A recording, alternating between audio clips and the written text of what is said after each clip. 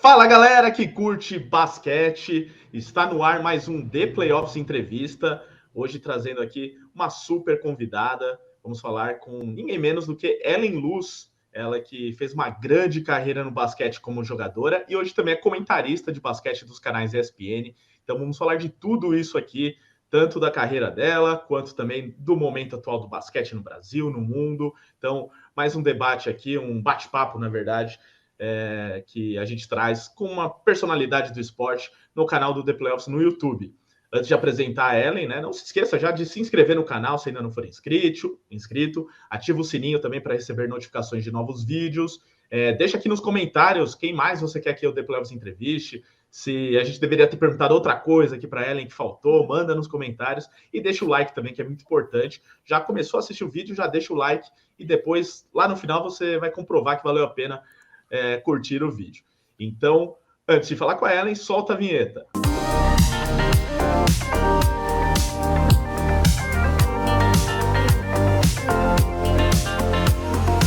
Então, sem mais delongas, apresentando agora ela que foi alarmadora da seleção brasileira, com grande trajetória no basquete, passou por times do Brasil, da Rússia, Espanha, Estados Unidos. Destaque para ela ter jogado na WNBA no Washington Mystics, né? Então, uma das brasileiras que desbravaram a WNBA, jogou também no Barcelona e depois de aposentada, né, do basquete como jogadora, alguns anos depois, chegando agora também como comentarista dos canais ESPN de basquete.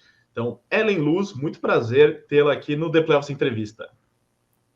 Bom, prazer é todo meu. É sempre bom estar compartilhando um pouco da minha história, da minha vivência de atleta, agora como comentarista. E sempre dizer que é um prazer estar aqui no The Playoffs, que é a página que eu sigo, que eu acompanho. Procuro colher bastante informação também para mim agora nessa nova função de comentarista. É sempre importante a gente...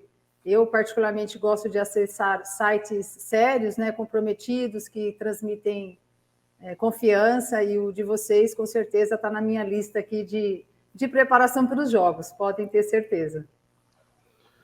Muito bem, a Ellen não recebeu nada para fazer esse merchan, tá, gente? Ela tá falando de verdade. Então, faça como ela e acesse também theplayoffs.com.br para acompanhar o melhor conteúdo dos esportes americanos. E para quem gosta de basquete, vai lá no /NBA, né, na aba de NBA, para acompanhar todos os conteúdos de basquete. Tem também os conteúdos da WNBA, se você olhar lá no menu, tá lá NBA embaixo, tem WNBA, então a gente está sempre cobrindo também o basquete feminino dos Estados Unidos e em geral, né, basquete feminino também no Brasil. Então, antes de começar a entrevista, tenho aqui também que apresentar o nosso Pedro Moreira, que é o nosso editor de basquete do The Playoffs, que cuida desse conteúdo todo no site e também aqui nos canais digitais. Tudo certo? Pedro Moreira, mais conhecido como Tuca, né? A gente se conhece como Tuca. Né? Então, se eu falar Tuca, é o Pedro. Estranho, né? Então, Ricardo, pô, satisfação falar contigo, como sempre. E aí a responsabilidade do site também agora, né? Pô, a gente já tem uma responsabilidade de... Pô, são 9 anos do site, né? E receber a Ellen, assim, e conversar com ela agora, realmente... Só tem a engrandecer ainda mais o site, eu saber que ela acompanha... Inclusive, a gente conversou, né? A gente vai abordar isso mais pra frente, mas a gente teve a oportunidade de se encontrar sem querer lá no Parque Vila Lobos, conversamos sobre isso também. E é isso. Site grande, acompanhem o site como a Ellen faz, tem muita coisa boa por lá. Muito bem, fica a responsabilidade pro pessoal da nossa equipe, né, que escreve também, ó, saibam que tem né? Muita gente importante lendo o que vocês escrevem, hein? Então escrevam direitinho. Então vamos lá, começando já esse debate, eu vou começar até já pelo final, que é essa sua chegada à ESPN como comentarista, porque acredito que muita gente que está nos assistindo agora te conhece da época de jogadora, mas muita gente está te conhecendo agora também como comentarista, né? O pessoal mais jovem que não acompanha a sua carreira e tal. Então, muita gente conhece agora como comentarista da ESPN. Então, eu queria falar como está sendo essa experiência, né?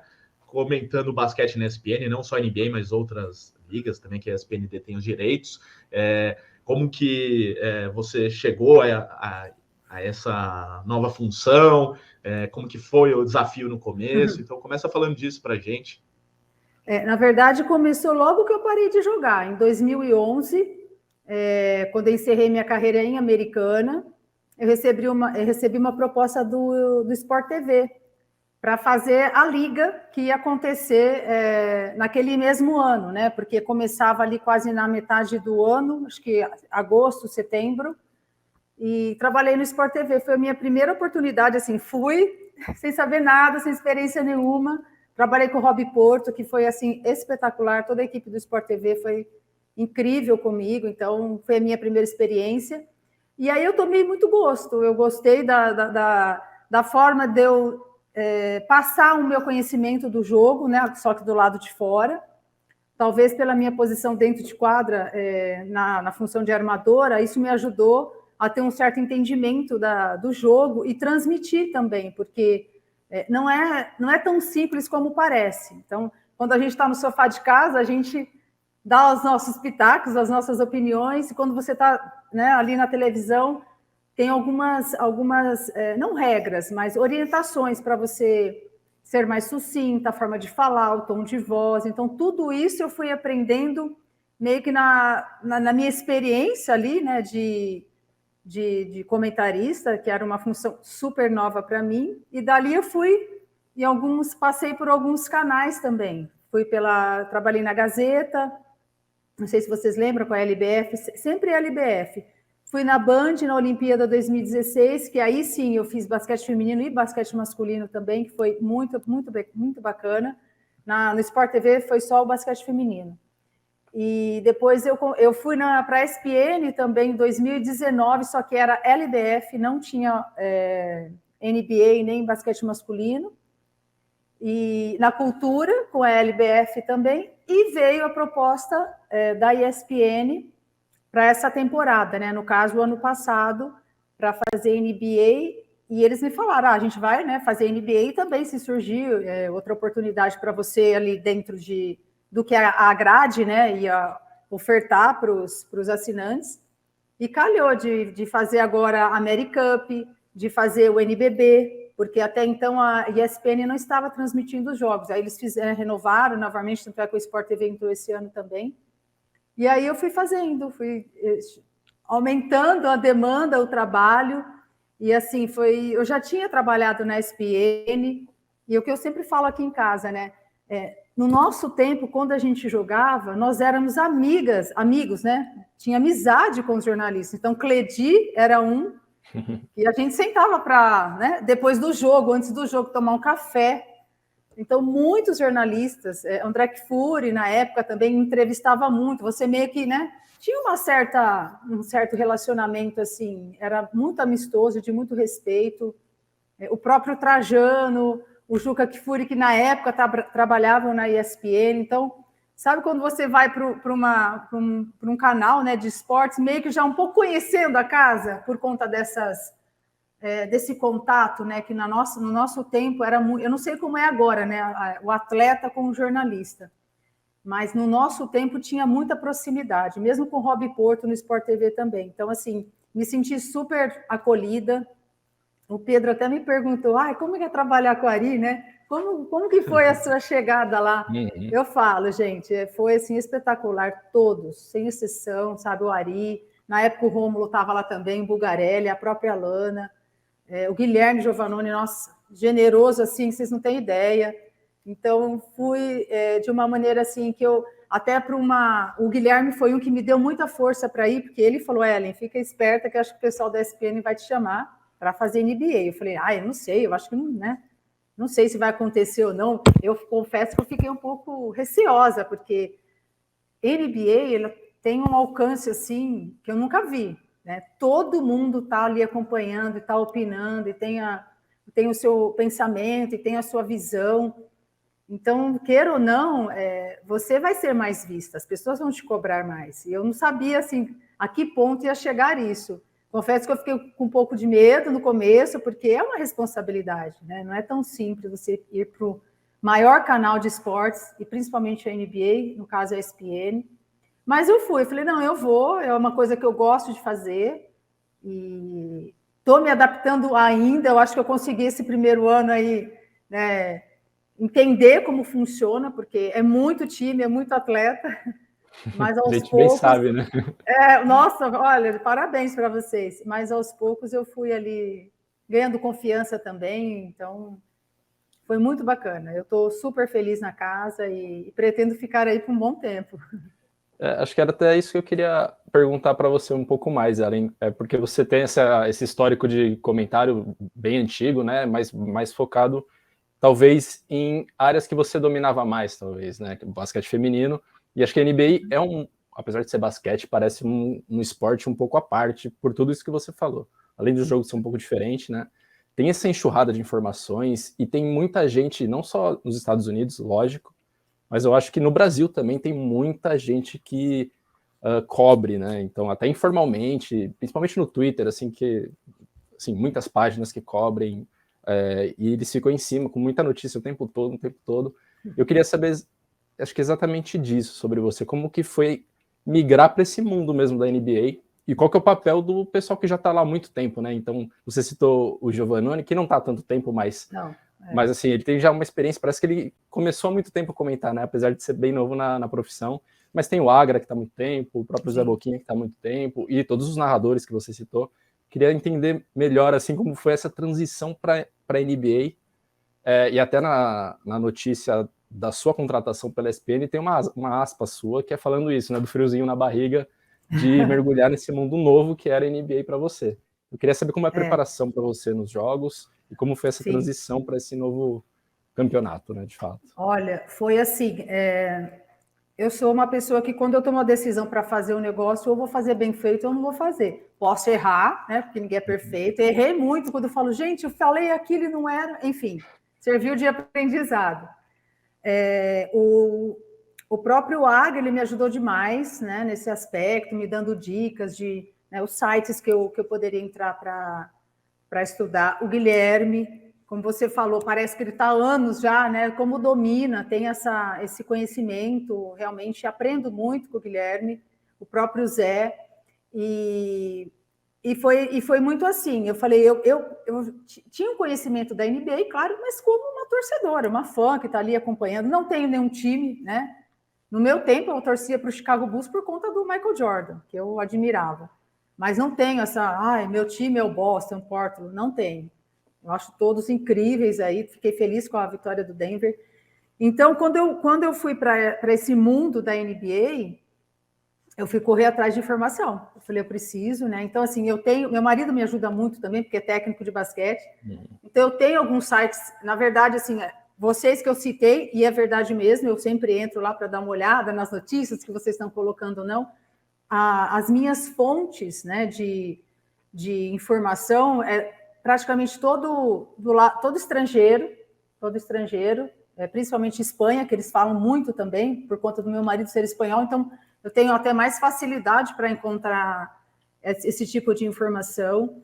E eu sou uma pessoa assim, que a partir do momento que eu falei que eu ia fazer, né, que eu tinha acertado com a ESPN, eu entrei numa rotina. Então, assim, meu marido aqui em casa já sabe, meu filho também. Então, todo dia eu entro para estudar, independente se eu tenho jogo ou não, se eu estou escalada ou não, eu entro para acompanhar as notícias da NBA. Então, eu entro na página, né, da NBA, que é espetacular, e outras também, com outras informações, com outros jornalistas, eu me atualizo. Isso foi a dica do Agra. Ele falou, entra todo dia um pouquinho para você ir se familiarizando com o campeonato. E realmente isso me ajudou muito. Então, eu entro de domingo a domingo, gente, sem brincadeira. 2 horas, mínimo, eu ficava, principalmente no começo, acompanhando tudo, e anotando, e guardando página, estudando jogador, vendo. Claro que não dá para saber de todos, porque é muito jogador, é muita gente. Então, mas isso foi uma rotina minha até hoje. Até hoje eu entro. Hoje eu já entrei para ver o que está acontecendo. Hoje não tem tanta notícia por conta, né, do campeonato tá parado. Mas vocês mesmos, imagino que até, né, para colher informação e soltar a matéria fica mais restrito. Mas foi a minha rotina diária. É como se eu estivesse treinando, de verdade. Então, é acordar, fazer as minhas coisas, né? Porque eu sou dona de casa também, eu tenho marido, eu tenho filho. Então, preparar a lancheira da criança para ir para a escola. O que eu vou fazer no almoço? Né?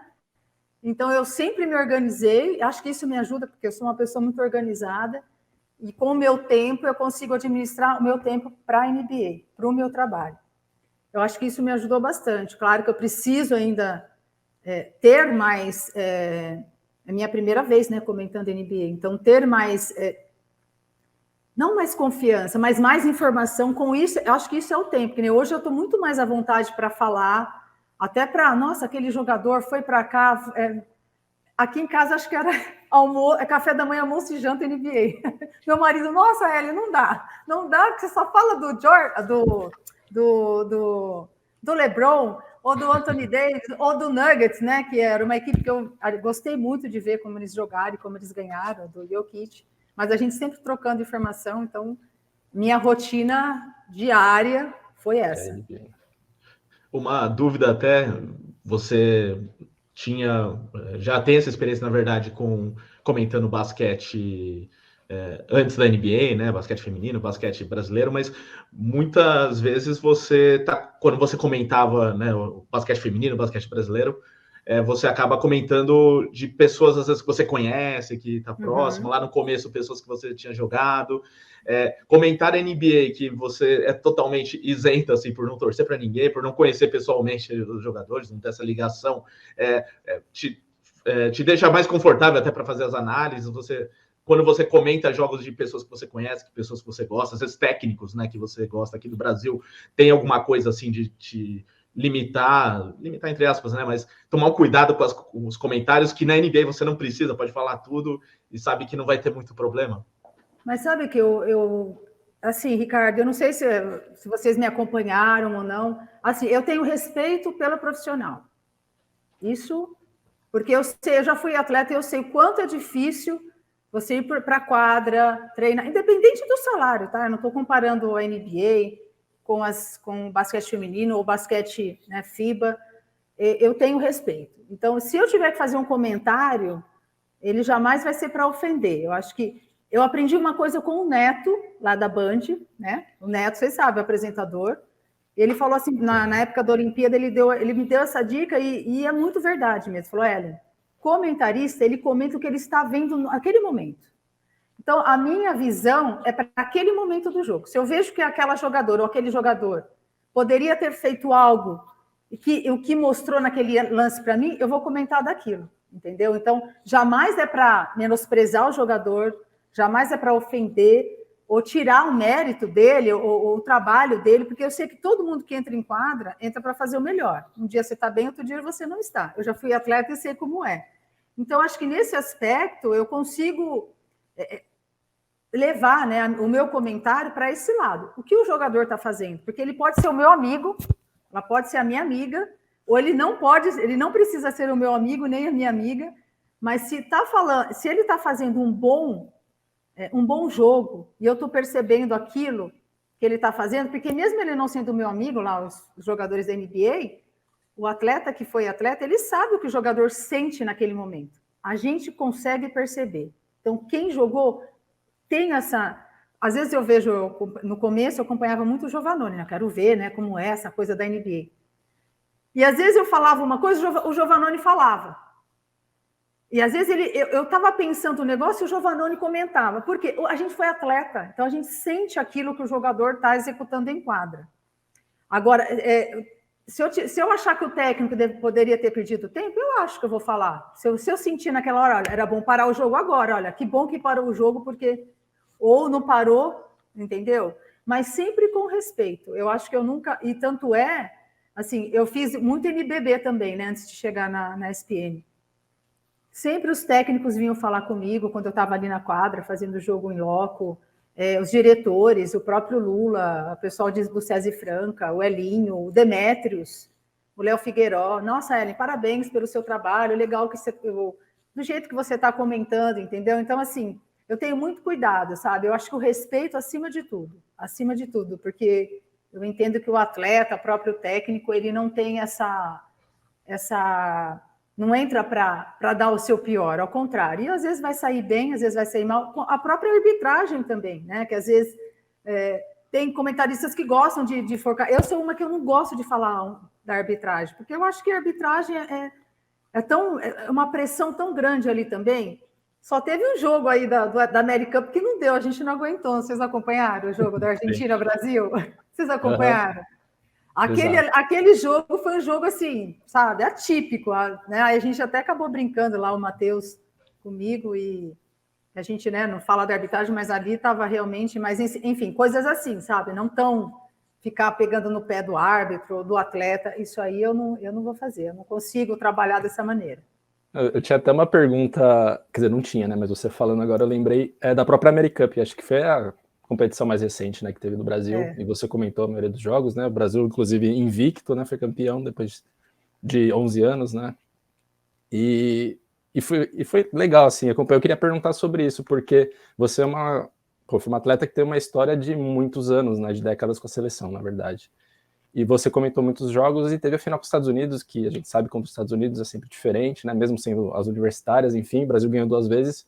Mas como é segurar as emoções nesse jogo? Porque a gente percebe na transmissão que às vezes não segura tanto, né? Porque às vezes sai um gritinho, comemora uma cesta, eu tava torcendo. Coisa. Então, eu queria perguntar como que foi isso para você nessa experiência recente. E na verdade você já passou por muitos jogos de seleção brasileira. Mas como que é lidar com as emoções numa transmissão, né? E dá para perceber que é difícil para você. É difícil. É difícil, principalmente quando tem no Brasil, né? Por isso que eu falo, na NBA eu não tenho problema nenhum, às vezes, Twitter, a gente vê lá, o fulano, o comentarista está torcendo para o Boston. Nossa, no mesmo jogo, o comentarista está torcendo para o Atlanta. Gente, de verdade, não é, a gente fala o que o jogo está mostrando. No jogo do Brasil, sim, como não torcer para o Brasil? Mas é uma situação assim que a gente tem que...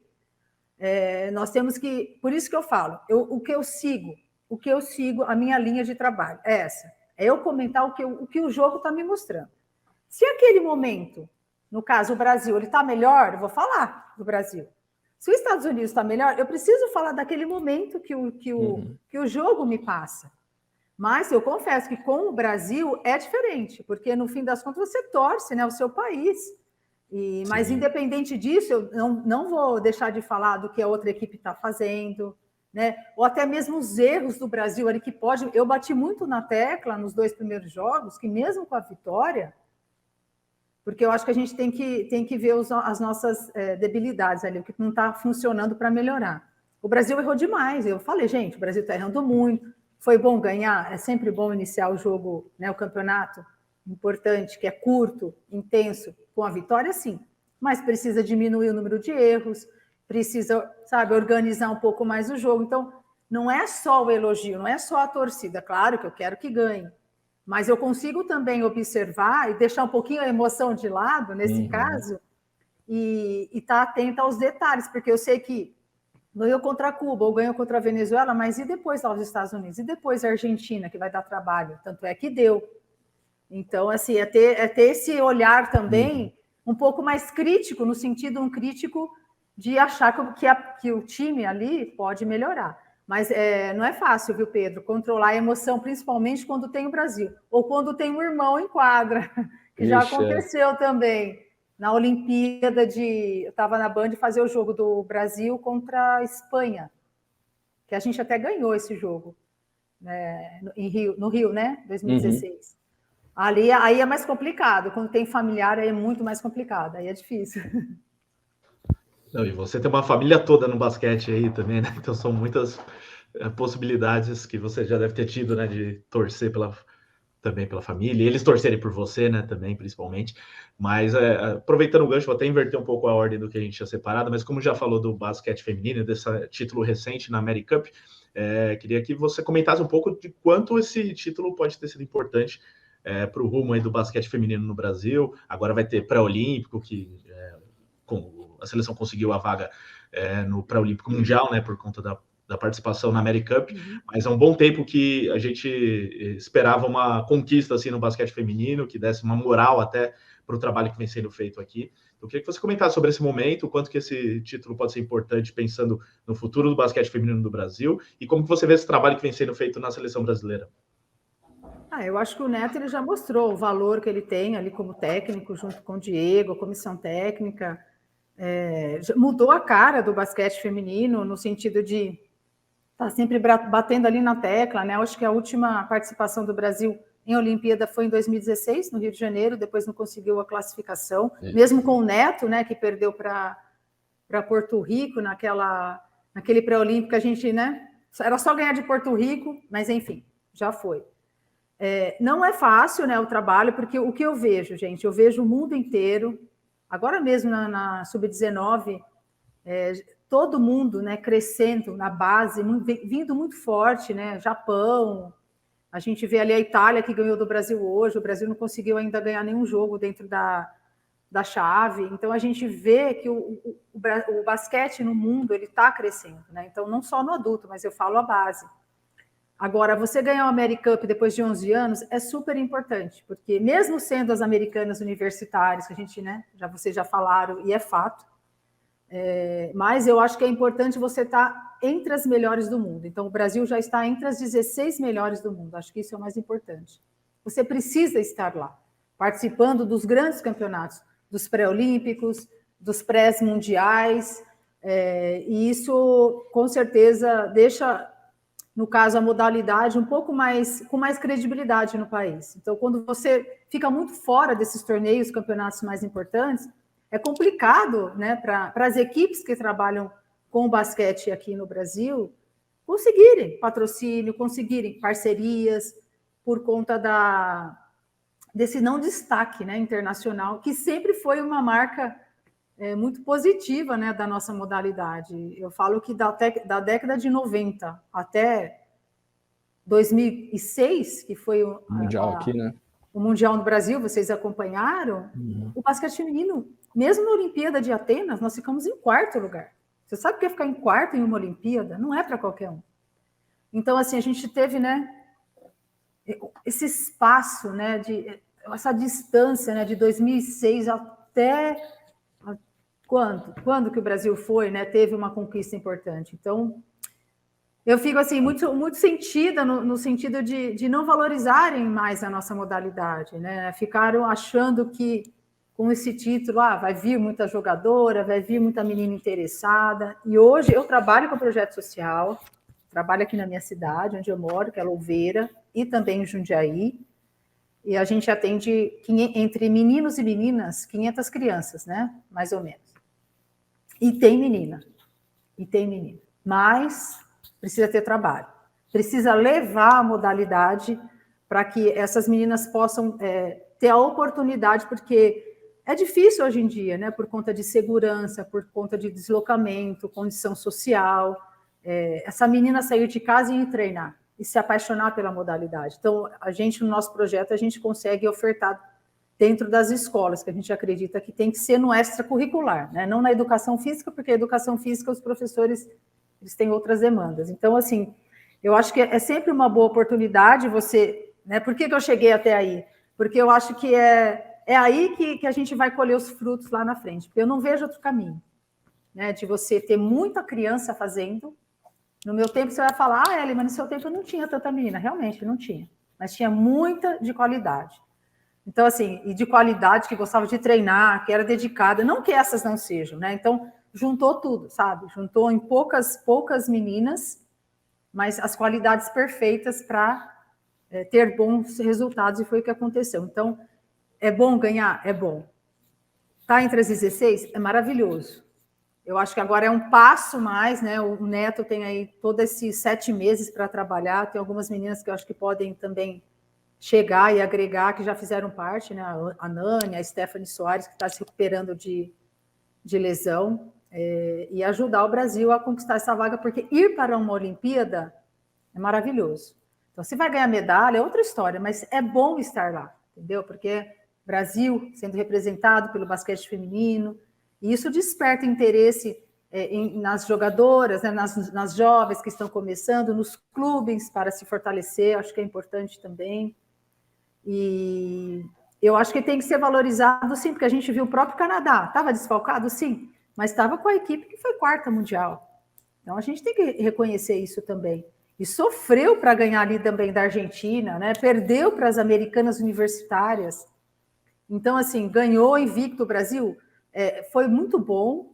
Claro, a gente sabe que precisa melhorar muita coisa, porque O pré-olímpico mundial não vai ser fácil, acho que é torcer para não cair na chave aí dos Estados Unidos e da França, né, que já estão com as vagas garantidas, aí depois só fica 2 vagas, porque classifica só 3 de cada chave. É sempre bom ganhar, né? Então eu espero aí que esse trabalho possa, né, a Rô agora que está no comando, né, a Adriana ficou um tempo, a Roseli que assumiu, acredito que vai dar sequência na preparação, acho que a preparação é sempre importante, sabe? Acompanhar as jogadoras durante esse tempo também, né? E as jogadoras terem essa consciência, porque eu lembro que quando eu falo da minha experiência, quando eu não servia a seleção, eu me preocupava em ser convocada para a seleção brasileira. Então, essa preocupação em ser convocada me fazia, durante o meu tempo no clube, eu quero ser a melhor na minha categoria, eu quero ser, quando eu era na categoria de base, eu quero ser revelação, quero ser a melhor, eu quero dar mais assistência, eu quero melhorar isso, melhorar aquilo, para eu ser lembrada e ser convocada.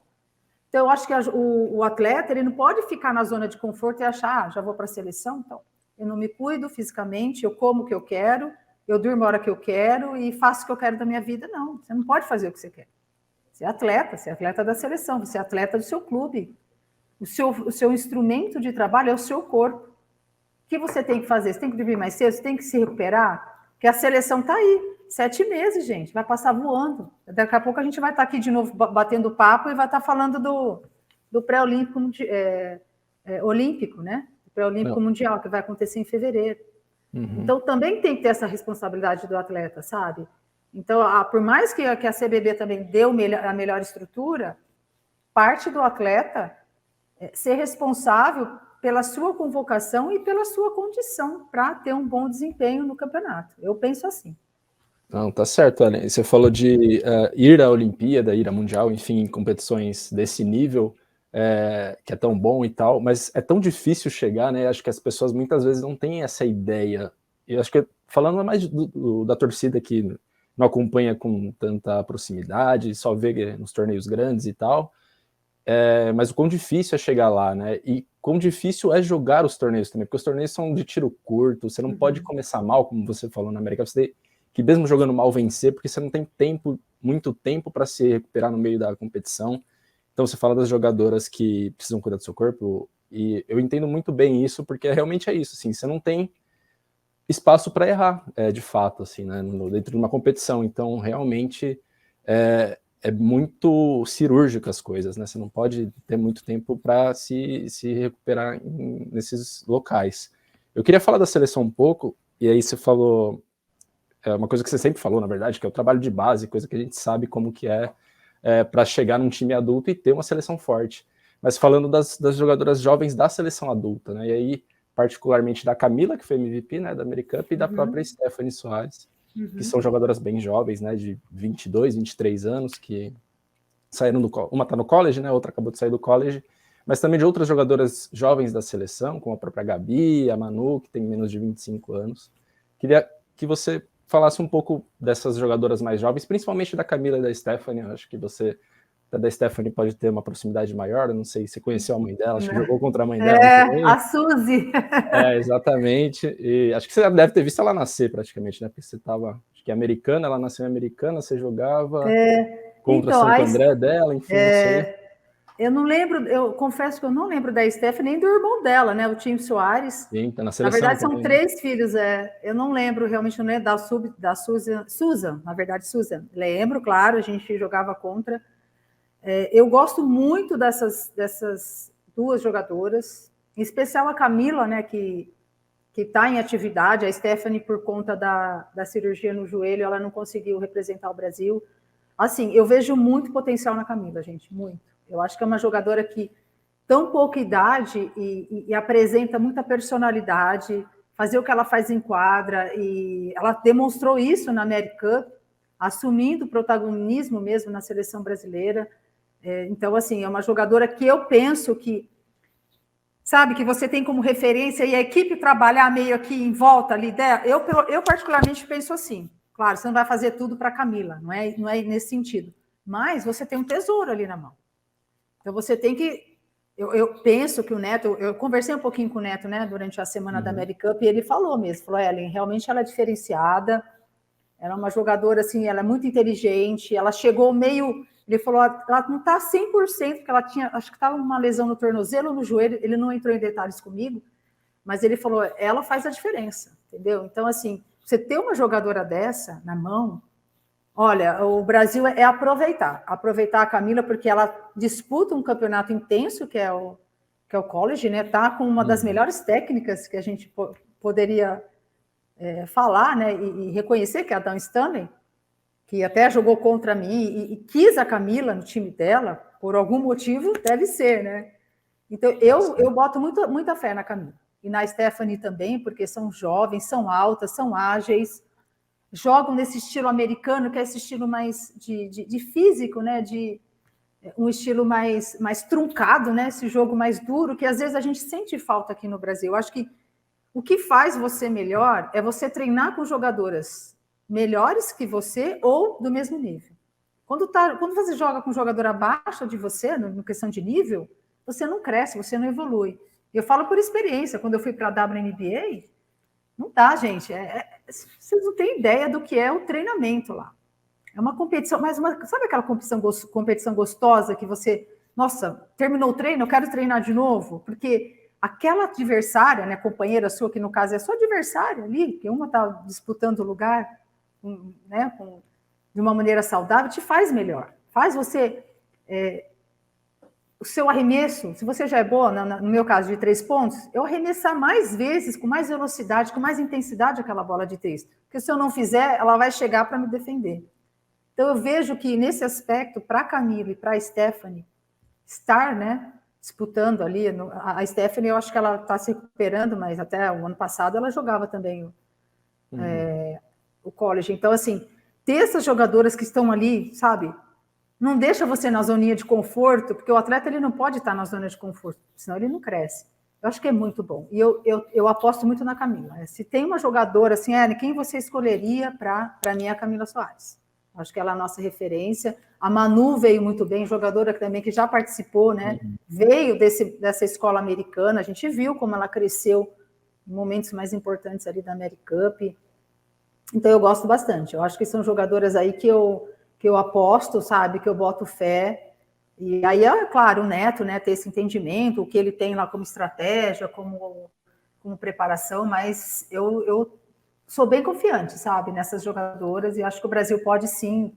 A própria Tainá, apesar da idade já, né, ela tem 31, como a Damires, mas tem que ter um certo tempo ainda na seleção. Eu sou muito fã da Tainá, paixão, acho que ela é uma jogadora extremamente inteligente, entende o jogo, porque vocês acompanham o basquete, né? Então, não é só, a gente vê muito assim, eu vou treinar aquela habilidade, eu vou treinar o arremesso, eu vou estudar a jogada.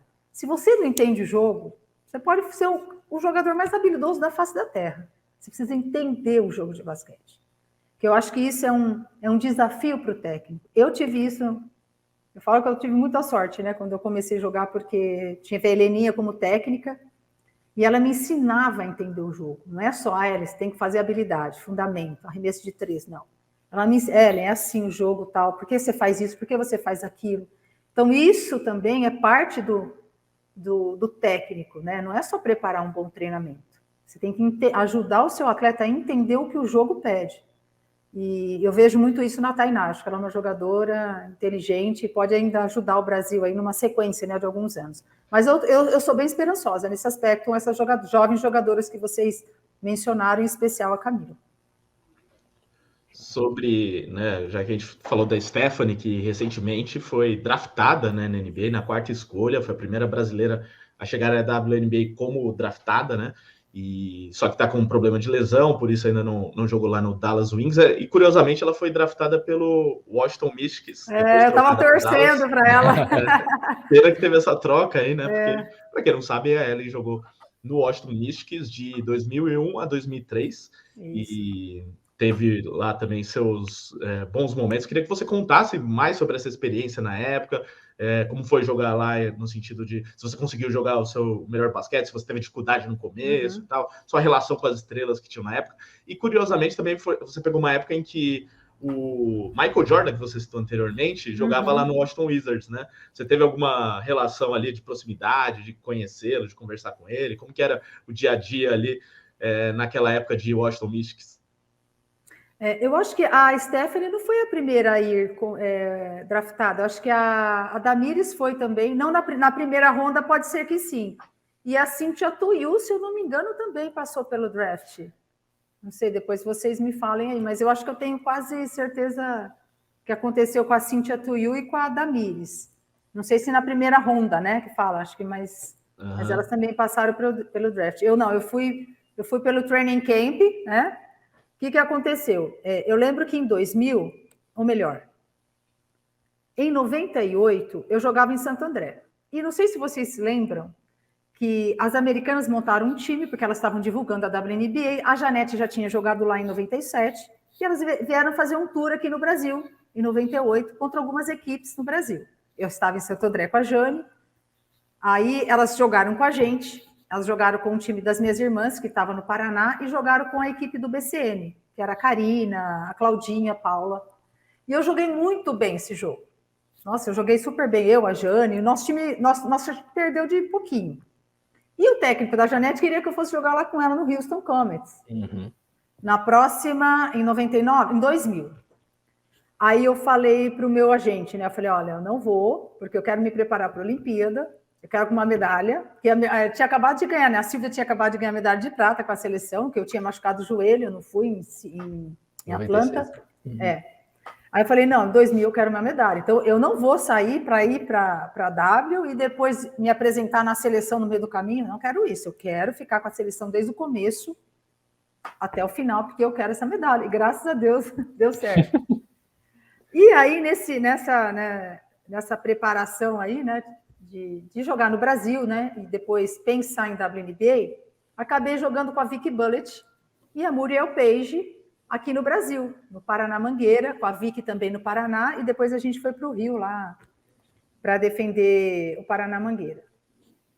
Conheci as meninas e tal. Em 2001 surgiu a oportunidade de fazer um training camp no Washington Mystics. Eu falei, nossa, vai ser demais, né? As meninas que eu conheço, as minhas amigas aqui do Brasil, ir lá para Washington. Então vamos. Então isso foi em 2001. Eu passei pelo training camp. Gente, eu vou ser bem sincero para vocês. Eu achei que eu já estava no time. Ellen, você vai lá para o training camp. Eu nem sabia que era training camp. Vamos embora, vamos treinar. Vou treinar. Era só treino, não, era tipo uma peneira, né? Caipira, né? Caipira. Aí eu cheguei lá, tal, treinei, tal. Nossa, eu treinei super bem, sabe? Nossa, legal, adorei. Fui muito bem recebida lá. Era o Tom Mayer, o técnico australiano. Aí chegou no dia do corte lá, de definir as 13 jogadoras, o meu agente me liga, Ellen, parabéns, você está no Washington Mystics, né? Você ficou lá. Mas como assim que eu tô? Eu achei que eu já estivesse. Aí, enfim, deu tudo certo. Aí eu joguei com a Vicky, joguei com a Muriel, e elas me receberam super bem. A Vicky já falava o português, porque ela já tinha jogado na Itália, e tinha ficado aqui no Brasil também com a gente, então ela me ajudou muito, a Vicky Bullet, muito. E a Paige era mais brincalhona, tal, também me ajudou bastante. Eu fiz mais amizade com a Ine LeFleur, que era australiana, base, armadora lá, não sei se você lembra, a armadora. Bem morena, australiana, né? Espetacular também. Nossa, uma pessoa fantástica. Até hoje a gente troca mensagem, tudo. E o Tom Mayer, o australiano, excelente. Nossa, para mim foi uma honra ter jogado com ele e joguei também com a Shamika Holtzclaw e com a Nick McRae, né? Que infelizmente faleceu recentemente. Assim, cortou meu coração. Nossa, muito triste, muito triste. E foi um ano assim espetacular ali, uma experiência muito diferente para mim. Eu tive que mudar, assim. Eu sempre joguei a minha função principal. Vocês me acompanham um pouco. Foi de armadora ala, né? Então eu sempre fui armadora nata e fazia uma vez ou outra ali para ajudar a equipe, jogava de ala quando queria ter um pouco mais de liberdade para arremessar ou para definir. Cheguei na W, eu não consegui jogar de armadora lá, porque era um estilo muito rápido, muito veloz para o meu estilo de jogo. E o Tom Mayer sabia disso, me jogou para as bolinhas de 3, né? Então, eu tinha muito claro isso, né, do técnico comigo, não é, você vai, corre, que a N vai em velocidade e passar essa bola para você chutar de 3, em contra-ataque. Então, era assim que eu jogava lá no Washington. No terceiro ano, que mais ou menos eu joguei um pouquinho de armadora, mas a minha função lá era arremessar a bola de 3 pontos. Então, eu só jogava de 2. Dificilmente eu jogava de 1. Eu tive, assim, eu me adaptei, né? Eu, particularmente, assim, foi um grande desafio para mim, porque muitas pessoas me falaram que eu não ia conseguir jogar lá. Você não vai conseguir jogar, não é o seu estilo de jogo, você não é rápida, você não tem defesa. Realmente não tinha nada disso. Não era rápida, não tinha defesa. Reconhecia minhas limitações. Mas eu falei, não, eu vou, né? Quero ir, quero conhecer. É um desafio que eu quero enfrentar. Assim, eu precisei melhorar minha defesa, porque me exigia para eu estar um pouco mais em quadra. Eu não jogava 20 minutos, 30, eu não jogava, mas 15, 12 minutos que eu jogava, eu aguentava ali, segurava. Então, eu melhorei minha defesa, melhorei minha condição física, porque é o que eu falei para vocês. Não tinha treininho mais ou menos lá. Não dava... eu nunca fui assim, eu sempre fui jogadora, né? Eu falo, se eu conquistei alguma coisa, foi porque eu gostava de treinar. Porque se eu não treinasse, eu não jogava. Então, eu sempre amei treinar. E isso me ajudou lá nos Estados Unidos, porque para mim era um prazer estar na quadra treinando, né? Então, eu me fortalecia, ganhava confiança no treinamento. Então, o treinamento era muito intenso. Então, ganhei massa muscular, consegui melhorar um pouco da minha velocidade e me adaptei ao estilo de jogo. Me adaptei, por incrível que pareça. Muitos falavam que eu não ia conseguir.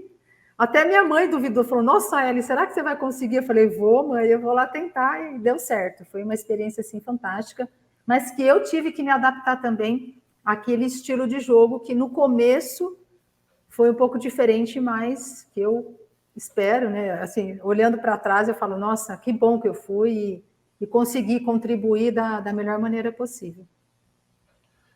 Sobre o draft, só corrigindo o que eu falei, na verdade, ela foi a primeira jogadora saindo do college, né?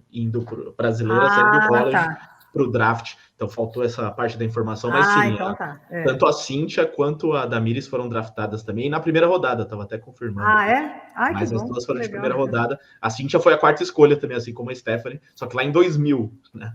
Lá se vão 23 anos. Ela foi para o Orlando Miracle, que não tem mais, infelizmente. Não tem mais, né? Exatamente. Uma pena. E a Damiris foi para o Minnesota Lynx, né? Na época ela estava jogando na Espanha, por exemplo. Né? Então, por isso que, assim como é o draft da NBA, tem jogadores que saem da Europa para jogar para serem draftados. Então, também foi o caso delas na época, mas agora a Stephanie foi pelo college. Acho que faltou você responder só sobre o Michael Jordan, né? O Michael Jordan. Então, o que aconteceu? Em 2003, ele comprou o Wizard. Ele estava jogando e comprou também, não foi isso? Ele comprou. Ele tinha uma função de presidente de operações, né? Ele resolveu voltar a jogar em 2001, aí em 2003 ele parou e voltou para essa função, então ele ficou meio... Ele era meio dono, diretor, exato. O que aconteceu? Uma parte, né? Ele tinha ali uns direitos, né, do Wizards, que a gente também, né, o Mystics estava ali no guarda-chuva. Infelizmente, eu não pude conversar com o Michael Jordan, mas é uma história que eu sempre conto também. A gente estava treinando, o MCA Center, na época, né, que agora mudou de nome, tem a quadra principal e tinha a nossa quadra de treinamento, que é ali, do lado da quadra principal. Então, um corredor enorme e a quadra. Normalmente, a gente sempre treina, né, treinava, não sei, agora acho que mudou, né, tem outro ginásio, nessa quadra anexa, que é dentro do ginásio. E no dia de jogo, a gente ia para a quadra principal, às vezes, não era sempre. Então, vamos bater arremesso de manhã. A gente está treinando lá, a Vicky Bullitt, Ellen, olha quem está ali na quadra. Do nada, Ellen, olha quem está ali na quadra. Eu lá, né, concentrado. Mas quem, Vicky? Quem? Aquele moço ali, ó. Era o Michael Jordan. Gente, meu coração disparou. Bom. Minhas pernas ficaram trêmulas. Eu não sabia onde eu estava, mas eu vi que o Michael Jordan. E ele estava fortão, sabe? Ele estava, né, já aquela não sabe se se continua. Mas, assim, me deu um negócio, mas ele passou, ele não parou para conversar com a gente, que a gente estava, né, aquecendo para o treino. Foi a única experiência que eu tive ali no Washington com o Michael Jordan, foi essa, de vê-lo, assim, em quadra, muito próximo, 10 passos eu estava dele, e a gente ficar, né, todo mundo ali emocionada de vê-lo. Então, infelizmente, foi a O único contato mais próximo que eu tive com ele foi esse, mas eu sempre falo que um dia ele chegou a ser o meu chefe, né? Porque ele tinha uma parte ali no clube, mas foi muito legal, foi muito bacana poder viver, né, esse momento. E teve um outro momento também, que aí já foi bem mais lá em 92, quando o basquete feminino foi a primeira vez para a Olimpíada, que foi em Barcelona. A gente tinha muito acesso ali, né, ao ginásio e tal, e a gente cruzava muito com os americanos. Então, cruzamos com ele, cruzamos com o Magic Johnson no corredor lá em Badalona, né, porque a gente jogava em Badalona. A Olimpíada é em Barcelona, mas Badalona é do lado, então é grudado, né? É como se fosse São Paulo, Osasco. E a gente também cruzava do ladinho, assim, com eles. Então a gente ficava assim, gente, tirava foto lá no desfile, né, da Olimpíada, tem algumas fotos até, mas foi assim, uma loucura, né? Ali foi uma loucura porque eles estavam no auge ali, né? Dream Team, né? Todo mundo queria. Imagino você hiper nova também, né? Você tinha 20 anos, né? 19, 20? 19. Exatamente. 19 anos, não tinha feito 20, porque eu sou de novembro, eu era mais nova do time, era. Então, ainda assim, vendo esses caras de perto, assim, né? Primeira Olimpíada, vendo esses caras de perto. E a maior seleção da história dos Estados Unidos. Só isso, só. Exato. Nada mais que isso. Não tem, né? Igual aquele time lá, não vai ter. Nunca mais na vida. Eu tenho uma pergunta do Mystics ainda, Ellen. Na verdade, tem várias, né? Mas eu não vou fazer todas, vou fazer uma. Que é sobre as atletas que você falou, né? A Nikki McRae, a Shamik Holdsclaw, que acho que eram talvez as primeiras grandes jogadoras, mas também da Stacey Dales, também, que foi draftada quando vocês foram para a final de conferência em 2002, né? E acabaram perdendo. Mas eu queria que você falasse sobre elas, assim, se elas eram acessíveis, se você criou alguma proximidade com elas, que talvez fossem as mais estrelas do time, talvez. Se elas eram acessíveis, se você tinha alguma proximidade, ou se elas eram meio estrelas individualistas mesmo, super meio estrelas. Era, né? Super estrelas. A Nikki McRae, principalmente. A Shamik Holdsclaw, ela era aquele jeitinho dela, mas ela era um pouquinho mais acessível, mas muito estrelas. Mas eu acho que era muito o jeito das americanas de ser, sabe? Elas precisam disso. Agora, a Stacey não. A Stacey espetacular. Espetacular, assim, de uma simplicidade. Eu falo canadense, australiano, gente. Coisa de outro mundo. Assim, pessoas, assim, extremamente generosas, sabe? A Stacey veio, né, como a grande estrela nesse ano, né, em 2002.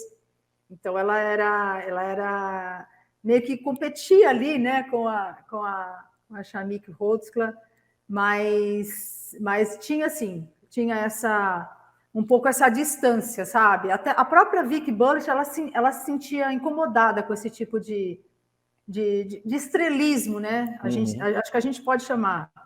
Mas eu nunca também, eu né, respeitava ali, eu me dava bem com todo mundo, eu fazia meu trabalho, meu papel, e as outras meninas espetaculares. Nossa, não tenho o que falar ali da equipe do Washington, só tenho boas lembranças. Apesar disso, né, que eu acho que também a gente vê muito na NBA isso, né, os astros, né, terem um pouco de... Eu lembro que até meu marido falou que em uma entrevista do Marcelinho Huertas, quando ele jogou em Los Angeles, no Lakers, né, no Los Angeles Lakers, ele falou que ele nunca treinou com o Kobe Bryant, que ele não treinava.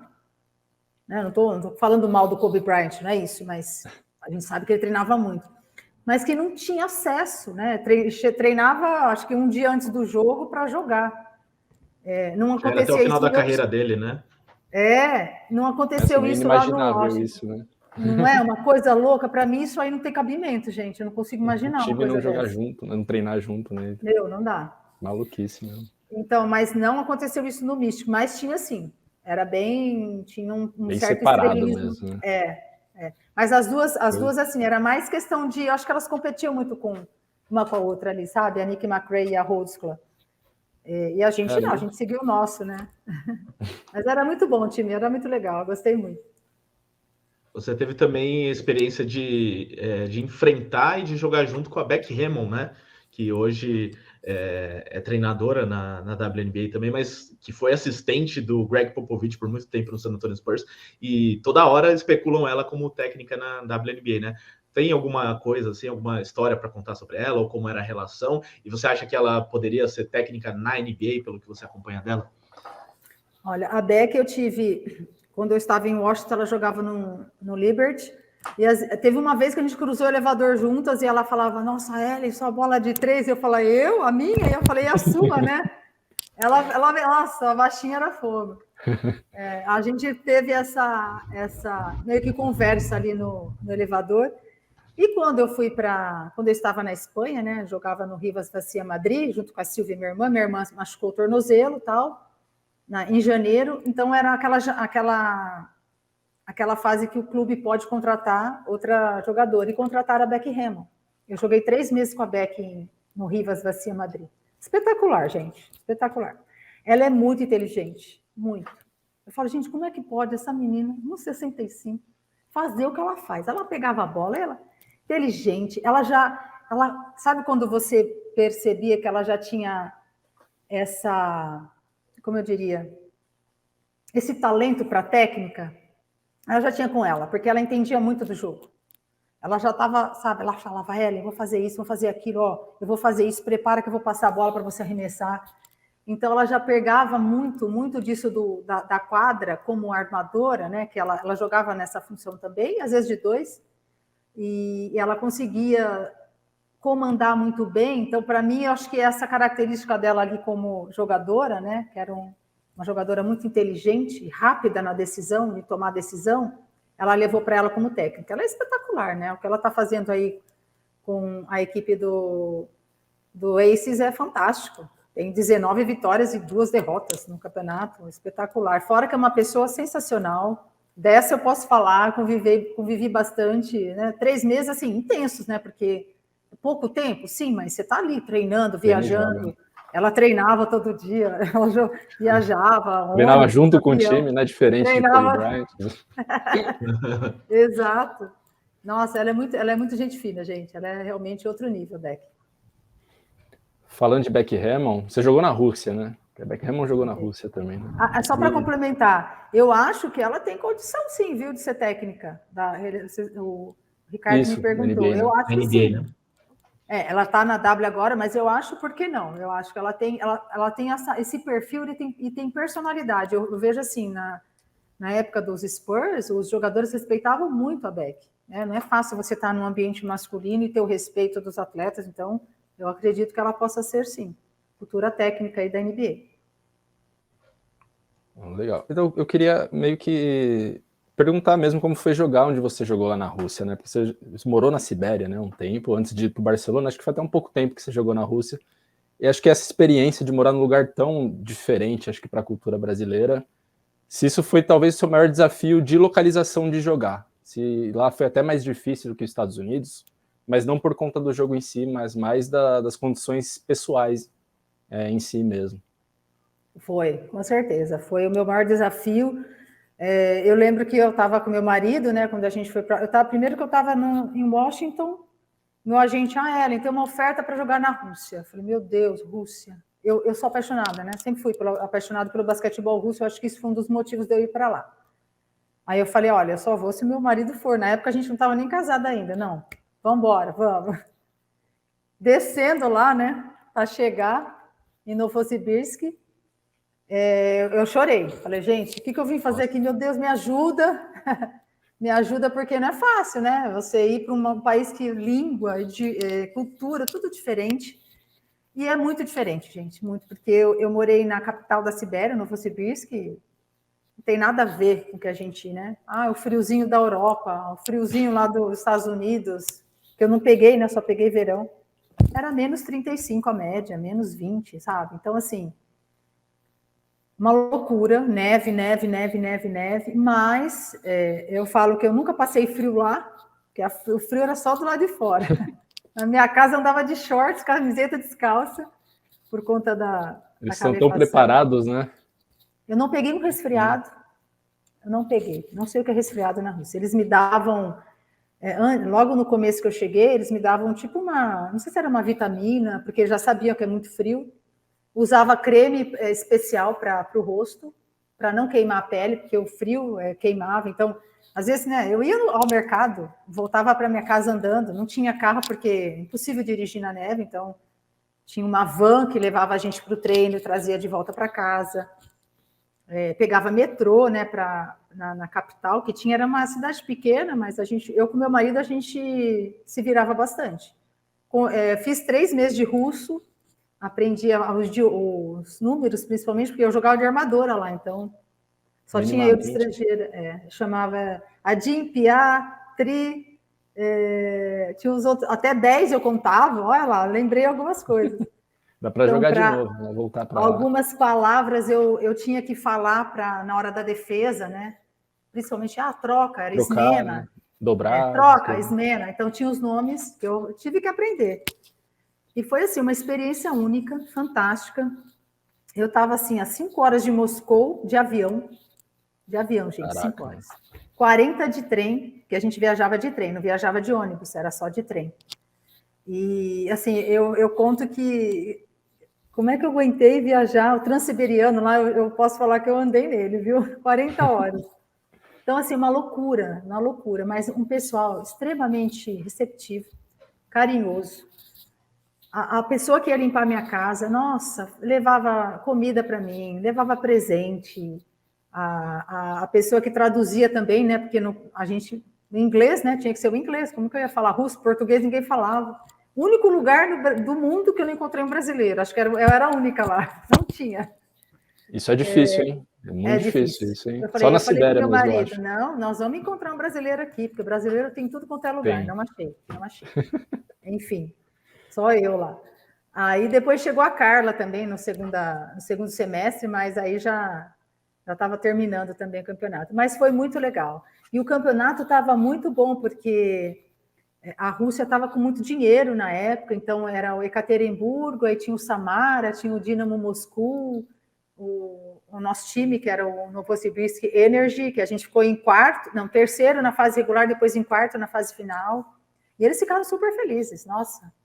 E eles foram super carinhosos comigo, com meu marido, nos presentearam depois da nossa ida para a Espanha, né, que eu acabei indo para o Barcelona, com a classe executiva. Não, olha, porque a gente ia se casar no mesmo ano, em 2004, me deram de presente. Nossa, olha, eu não tenho palavras para agradecer o que foi jogar na Sibéria, né? Assim, o pessoal de lá, e na Rússia também. Foi muito legal, gente. E assim, e era o jogo que tinha muito a ver comigo, né? Nessa questão técnica, né? Vocês que entendem mais de um jogo mais cadenciado, mais de raciocínio. E eu adorei jogar lá. Acho que tinha tudo a ver comigo e fiquei encantada assim com o estilo de jogo deles, a maneira deles, a comida muito boa. Eu comia muito caviar lá de salmão, porque muito salmão, muito. Não era caro, era em conta, então era coisa que você comprava assim no mercado. Foi uma experiência fantástica. Eu falo, ainda bem que eu fui, eu não perdi essa experiência, esse momento, foi muito legal, muito bom. Falando também agora da sua época de seleção brasileira, né? Como a gente já debateu aqui, conversou aqui sobre o momento da seleção atual feminina, né? E que voltando a ganhar títulos, mas você participou da época mais vencedora aí da seleção brasileira. Então, citou as Olimpíadas de 92, mas 2 anos depois foi campeã mundial, né? Em 94. Com certeza o maior feito do esporte, do basquete feminino brasileiro. E em 2000 participou também da seleção que foi medalha de bronze. E apesar de, lógico, um título é um título, o outro é uma medalha de bronze pelo terceiro lugar, os dois, eu queria que você falasse um pouco dos dois, assim, do carinho que você tem por cada uma dessas conquistas, porque ganhar um bronze numa Olimpíada para o basquete brasileiro, a gente pode comparar a ganhar o ouro também, de tão difícil que é esse feito também, né? Então, queria que você falasse sobre esses dois. A medalha de bronze talvez tenha quase o mesmo peso que foi também ter sido campeão mundial em 94. E aí, até se você quiser emendar, né, falar sobre 96, que você não participou também, mas que o Brasil foi medalha de prata. Então, foi realmente uma geração muito vencedora naquela época. Eu sou muito privilegiada. Eu falo, Senhor, obrigada por ter me colocado, né? Nascer no 72, ter vivido essa fase com as melhores do mundo, gente. Eu joguei com as melhores, né? Hortência, Paula, Jane, Marta, nossa, Maria Teixeira, né? Que eu era novinha ainda, aprendia lá em Piracicaba. Então, assim, eu peguei uma fase muito boa do basquete à branca. Em 94, eu falo que foi, assim, para mim, eu acho que o maior título, né? A maior conquista, para mim, o mais importante do basquete feminino. Só 4 países do mundo têm esse título, né? Que é o Brasil, Estados Unidos, Austrália e a Rússia. Então, assim, é a antiga União Soviética, acho, né? Sim. Porque a Rússia não ganhou. Sim. Uhum. Então, assim, você fazer parte, né, desses 4 países, eu não sei se outra equipe vai voltar a ser campeão do mundo novamente, tirando os Estados Unidos, né, que a gente, né, sabe que... Mas o Brasil, eu acho que a gente dificilmente vai voltar a conquistar esse título por conta da dificuldade que não é fácil, você precisa ter muita coisa ali para conquistar. Então, para mim, esse é o título mais importante da minha carreira e da história do basquetebol feminino. Atlanta, aquela tristeza de não poder ter ido por conta da minha lesão, eu não me recuperei a tempo e tal, e fiquei muito feliz pela conquista, até porque a minha irmã estava lá, Silvia. Então, a gente fala que a gente tem medalha aqui de prata, de bronze, de ouro aqui em casa, é muito bom. Família Luz tem, né? Então tá tudo bem. Olha, em 2000 foi o que eu comentei anteriormente, né? Para mim, assim, é o que eu falo, o atleta, ele tem 2 opções, né? Quando ele se lesiona, quando ele tem uma dificuldade. Ou ele desiste ou ele segue em frente. Comigo foi seguir em frente. Então, assim, não fui para Atlanta, então aquilo foi um estímulo para eu estar na outra Olimpíada.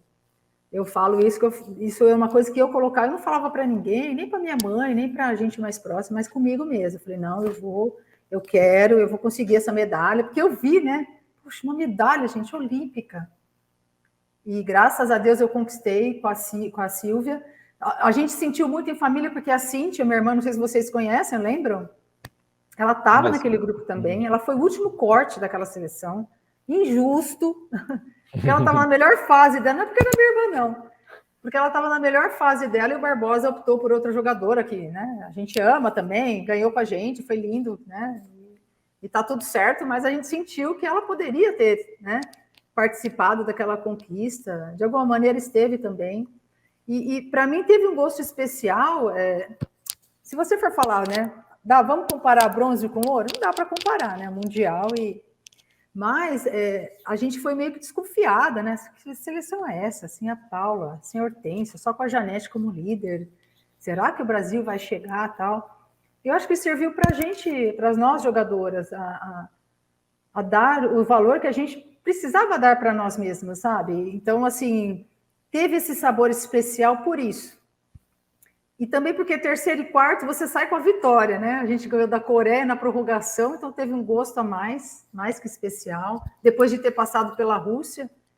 Então eu falo que essa medalha, eu não sei, o atleta ele consegue valorizar mais do que o torcedor, porque só a gente sabe o esforço que é, a dificuldade, principalmente no Brasil, fazer esporte no Brasil. E o basquete feminino ainda, né? A gente ficou uma década aí levantando a bola do basquete mundialmente, porque o masculino não conseguia ir para a Olimpíada, não estava em mundial, não tinha boa colocação, e a gente sempre ali, né? Então, essa medalha de bronze, ela tem um gosto especial por isso, porque a gente foi meio que desconfiado, ninguém apostava, a gente tinha que provar para a gente mesma que, não, gente, vamos lá, que a gente consegue dar conta do recado, e foi o que aconteceu, mesmo com as adversidades, né, que a gente teve ali. Eu joguei com o dedo quebrado naquela disputa de terceiro e quarto, então, assim, para mim, eu não fiz o meu melhor jogo por conta das minhas limitações, mas de alguma forma eu contribuí, e ganhar medalha é espetacular, subir ao pódio, sabe? Ser lembrada até hoje por isso, e então foi espetacular. Mas se eu tivesse que escolher, Ellen, você escolhe a medalha do Mundial ou a de bronze? Para mim, a do Mundial, sem dúvida. Eu queria falar, pegando o gancho de 2000, né, que é a Austrália como pedra no sapato do Brasil feminino, né, e você perdeu bastante da Austrália, o Brasil, infelizmente, freguês da Austrália no feminino. Então, perdeu em 2000, perdeu na semi, sempre na semi, né, 2000, 2004, Mundial de 2006 também aqui no Brasil para a Austrália. Queria que você, apesar de você falar muito bem das australianas, né, o Tom Maher, que foi seu técnico lá primeiro na WNBA, a própria Annie Leflar, que é sua amiga, mas eu queria que você falasse um pouco da Austrália, mas da Lauren Jackson também, que eu já vi você falar que foi, acho que a melhor jogadora que você já jogou contra. Eu queria saber se é isso mesmo, se a Lauren Jackson talvez é a melhor jogadora que você já jogou contra. E como que era a Austrália dessa época, que foi um grande algoz do feminino do Brasil, nesse começo dos anos 2000 aí.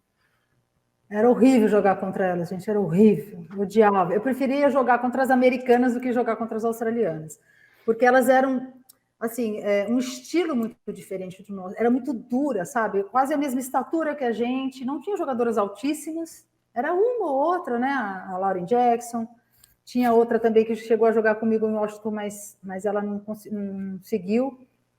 Enfim, era um time de jogadoras muito inteligentes, duras fisicamente, defensivas, não deixava a gente respirar. Era uma coisa assim absurda. Então, assim, a gente já em 92, não sei se vocês lembram, lá em Vigo, no pré-olímpico, a gente teve na prorrogação, a Hortência fez aquela bola lá que deu a vitória para a gente passar para a vaga, né? A vaga para o Barcelona. Ali elas já começaram a dar trabalho para a gente. Tinha a Michelle Teams, que é armadora, a Sandy Brondello também, que hoje é técnica no Liberty. Então, eram jogadoras muito obedientes taticamente. Elas não saíam daquilo, e a gente tinha muita dificuldade de jogar contra equipes assim, que faziam tudo com muita intensidade e com muita obediência tática, então defensiva e ofensivamente. Então, o Brasil sempre teve muita dificuldade de enfrentar equipes assim, e tanto é que a gente não dava liga com elas. Elas sempre ganhavam da gente. Nossa, eu perdi as contas de quantas vezes eu perdi da Austrália na minha carreira. E a Lauren Jackson, sim, para mim foi uma das melhores que eu já joguei contra. E eu, assim, eu fiquei, quando eu terminei minha carreira, eu fiquei um pouco frustrada, porque eu queria ter jogado com ela em algum time. Porque eu achava ela muito inteligente, muito inteligente, muito boa, muito craque de bola. E uma das maiores pivôs que eu já joguei contra, com certeza. Eu não sei se ela foi a melhor, né? Porque eu tive outras também com quem eu joguei. A Karina Rodrigues, argentina, eu sempre falo, foi uma das que eu mais gostei de jogar, porque também era muito fácil jogar com ela. Então, assim, é uma admiração incrível que eu tenho pela Lauren Jackson, por tudo que ela, né, representou ali para a seleção da Austrália, para o basquete mundial também. É legal você ver, né? Eu acho tão legal quando você tem uma jogadora ali que você admira, que mesmo não sendo da sua nacionalidade. Ontem não, quando foi sábado que eu fiz o All-Star Game, da W, a Sherry Shoops estava lá na quadra. Gente, a hora que eu vi a Sherry Shoops, gente, ela jogava muito. Sabe quando vem na lembrança? Jogadoras incríveis, que mesmo eu ali na quadra, né, jogando contra, fazia uma jogada e falava, gente, como é que pode fazer essa jogada, sabe? De admirar. Então, a Austrália, acho que sempre foi essa pedra no nosso sapato da seleção, pelo menos na minha época, eram jogadoras muito boas. A Penny Taylor também jogava muita bola. E eu sempre tive uma admiração incrível. A própria LeFleur era muito intensa em quadro. Então, ao mesmo tempo que eu não gostava, eu admirava, sabe? Aquela sensação, aquele sentimento estranho, mas acho que a gente tem que saber também reconhecer o outro lado, né? Quando tem talento, e eu admiro e aplaudo jogadoras talentosas. E, curiosamente, o Mundial de 94 foi na Austrália, né? Teve, pelo menos... Teve essa troca, né? Eu acho que a Lauren Jackson, na entrevista dela aqui, ela falou, olha, vocês foram lá e ganharam, e a gente veio aqui e ganhou também, então ficou ali... Elas por elas. Até bom que elas não foram para a final, né? Que elas perderam na semifinal, porque talvez aí ia ter esse problema. Todo mundo fala isso, fala, olha, se o Brasil fosse para a final contra a Rússia, a gente não ia perder, eu acho, da Rússia, a gente não ia... Com o Ibirapuera lotado? Não. Mas, enfim, tinha que ser, né? Aí pegar as americanas não iam perder 2 jogos seguidos, né? Perder da Austrália e depois para o Brasil, então... Mas, enfim. Mas foi muito legal, acho que esse Mundial no Brasil, acho que foi a última competição, assim, que a gente... Não sei, que eu me lembre do basquete feminino. Eu joguei também uma Copa América em Campo Grande, em Cuiabá. Mas o Mundial no Ibirapuera, jogar 3 da tarde e tá lotado, gente, foi espetacular. Aquilo ali ficou marcado, sabe? Para mim, pelo menos, de chegar com o ônibus e ver a fila lá fora para entrar para acompanhar. Foi emocionante, apesar, né, da gente ter ficado em 4º lugar, mas é o 4º lugar honroso também que a gente tem que valorizar. Com certeza. Sem dúvidas. E, assim, para arrematar da minha parte de seleção, mas você que pegou essa época aí de Paulo e Hortência, que tinham também uma rivalidade fora da seleção e tal. Como que era esse clima na seleção com as duas juntas? Existia também nos treinos alguma competição entre elas? No fim, era um grupo bem unido, elas tinham essa consciência de que lá era outra história, que as duas tinham que jogar juntas, e isso também foi importante para as conquistas que vocês tiveram? Então, em 92, eu já senti que essa rivalidade na seleção, ela estava assim, meio que já não existindo, sabe? Eu percebia ali, sempre teve muito respeito entre as duas. Eu era muito novinha, né? Em 92, quando eu fui... Primeiro eu fui em 91 no Sul-Americano, e em 92 que eu acabei ficando na seleção para a Olimpíada de Barcelona.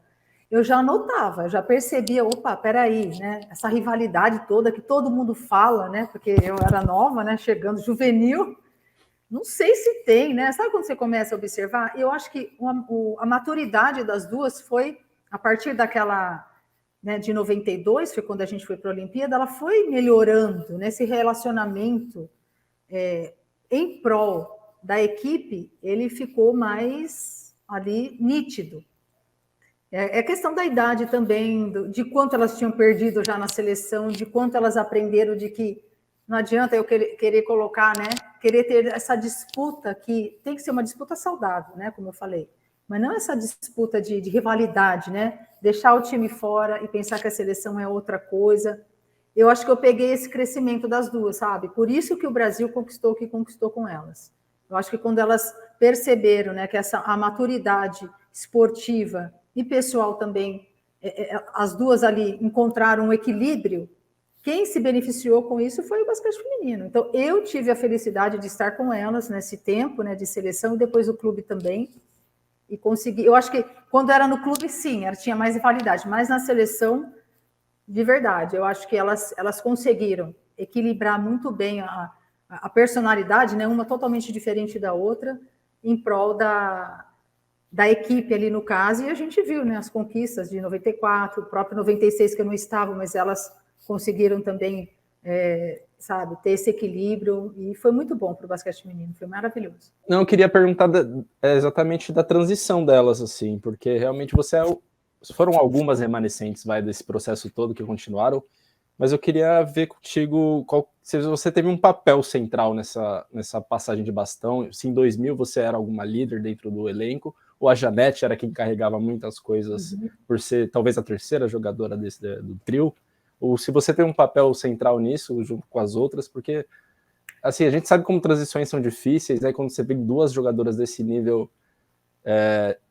saindo do país, né? Saindo da seleção, é muito pesado, né? A mídia fica em cima, a mídia que desacredita muito o time, enfim.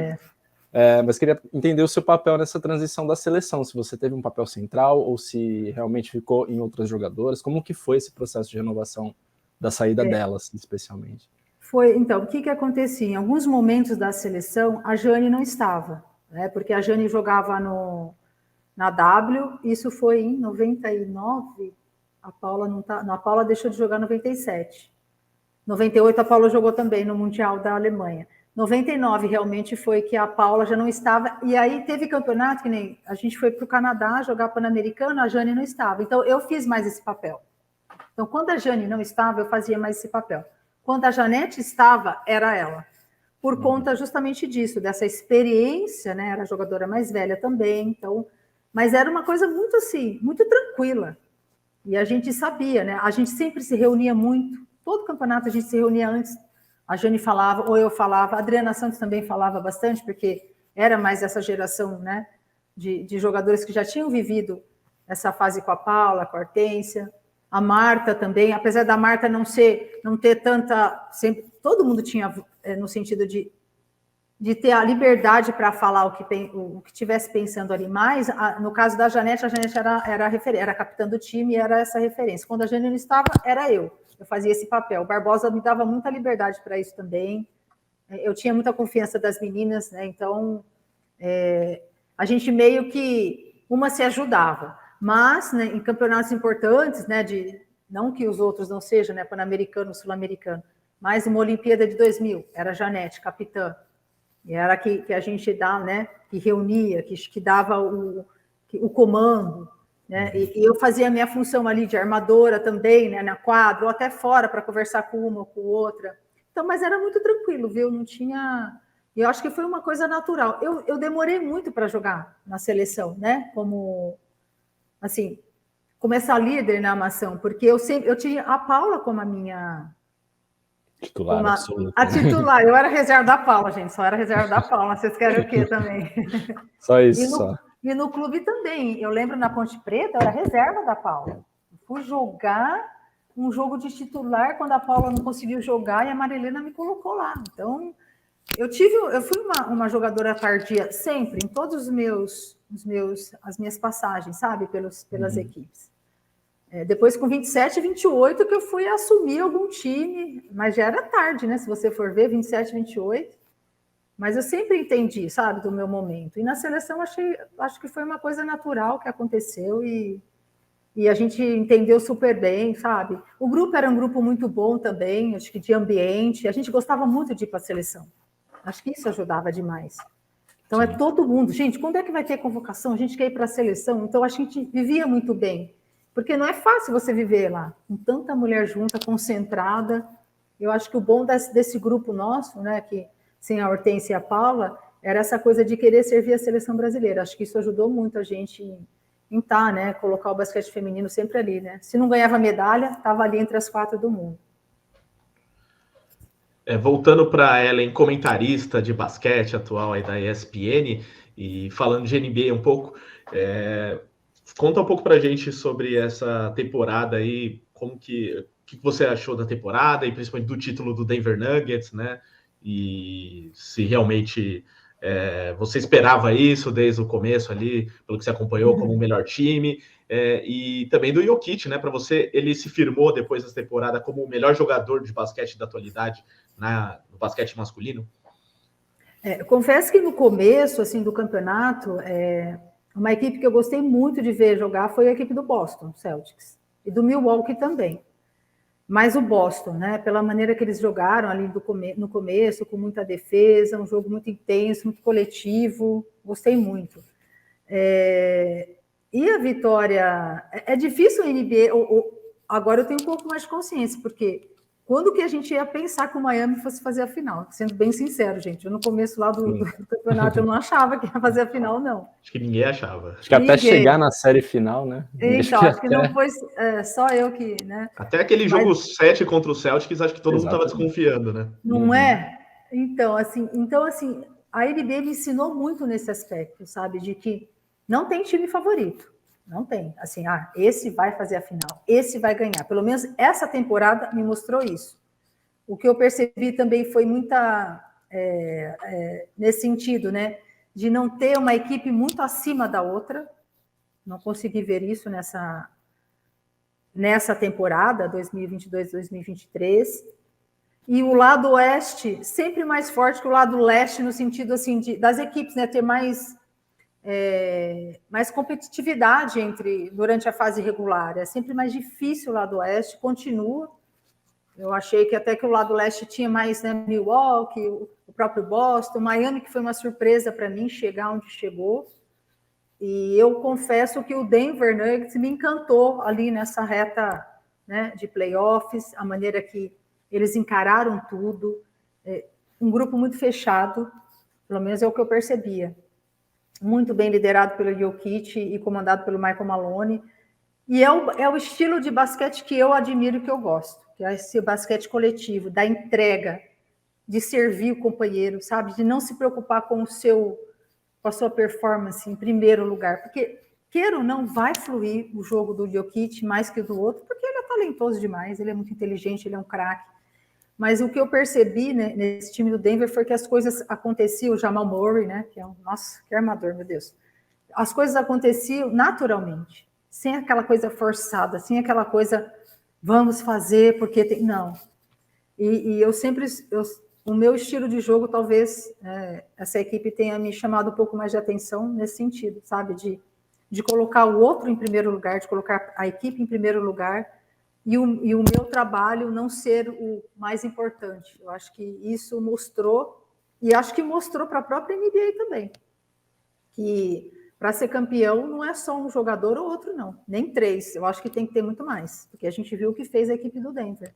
né, jogadores vindo do banco, o próprio Bruce Brown, o Christian Brown, jovem, primeiro ano já dando um show, já contribuindo, né? Teve jogo lá que ele foi o responsável pela performance, né, da equipe, assim. Então, assim, eu gosto desse estilo de jogo, sabe? Eu até prefiro equipes assim. E Jokic, para mim, ele revolucionou a NBA com o jeito dele de jogar. Primeiro com a personalidade dele, né? Ele não tem nada a ver com o estilo americano de ser. Ele é muito leste europeu, ele é muito na dele, ele vai lá para fazer o trabalho dele.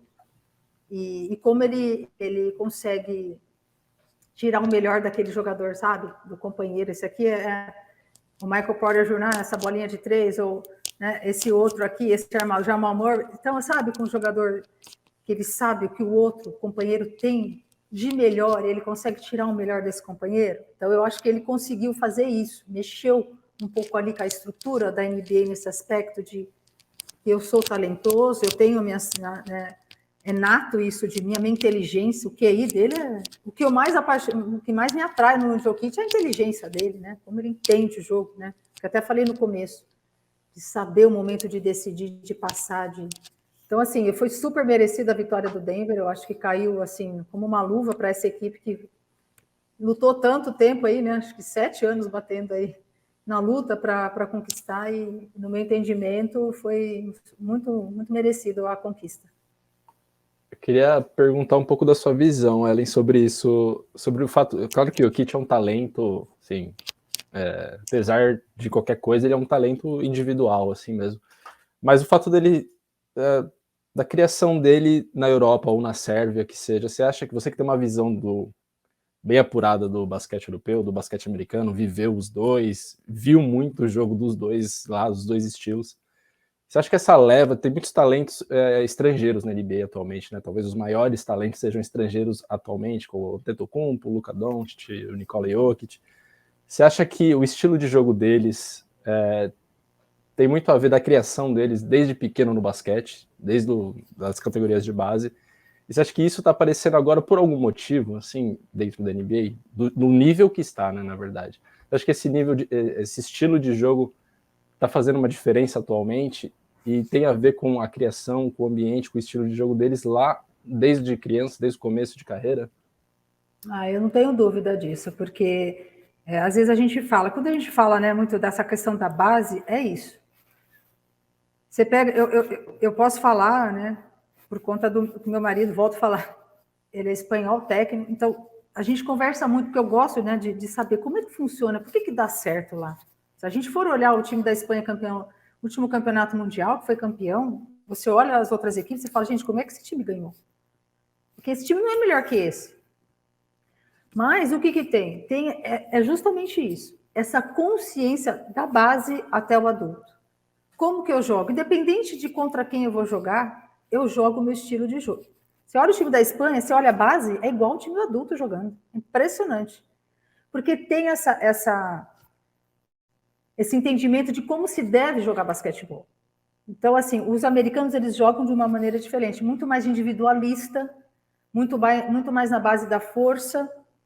E, claro, são técnicos, né? A gente sabe que são jogadores extremamente treinados e capacitados, mas essa leitura de jogo, esse entendimento de jogo, se ensina na base. E isso os sérvios, os europeus fazem muito bem. Então, assim, eu acho que é uma forma de... Por que a gente vê tanto estrangeiro lá? Por que será que eles estão buscando tanto estrangeiro também para ir para a NBA? Tem a questão do negócio, que a gente sabe, né? De alcançar o mundo todo com a liga, que é muito forte, mas tem essa questão também do basquetebol, de saber que ele não é só força, não é só saltar, não é só enterrada, né? Não é só aqueles lances maravilhosos, lindos que a gente gosta, mas o basquete ele é muito mais que isso. Para mim, ele é muito mais que isso. Ele é inteligência, ele é a leitura, o que a minha defesa faz, o que eu preciso fazer no ataque. E isso a gente vê nos europeus, a gente vê no Jokic. Ele deu uma aula, né? Ele dá aula para gente.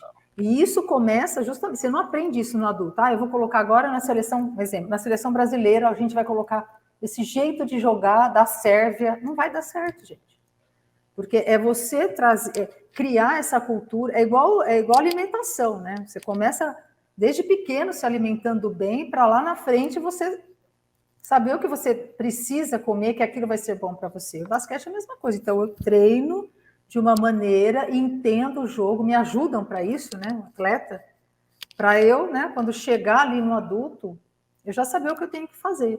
E eu não tenho dúvida que é assim que funciona, porque na Europa funciona assim, seja na França, na própria Itália, na Espanha, na Sérvia, né, a antiga Iugoslávia, que foi essa escola que influenciou tanta gente, né, tantos países, a própria Argentina foi influenciada também. Então, é ter essa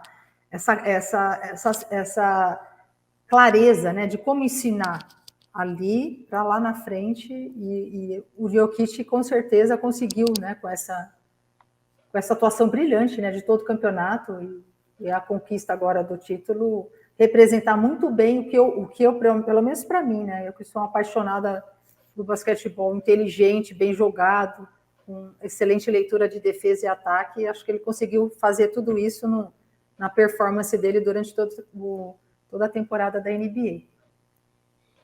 É um momento bem legal do basquete da NBA, em que jogadores estrangeiros estão tendo esse destaque, né? Os últimos MVPs dos últimos 4 anos, todos estrangeiros, né? O atual MVP é o Embiid, que é também camaronês. Mas eu agora... não concordo, meu voto era por Jokic. Pro Jokic, né?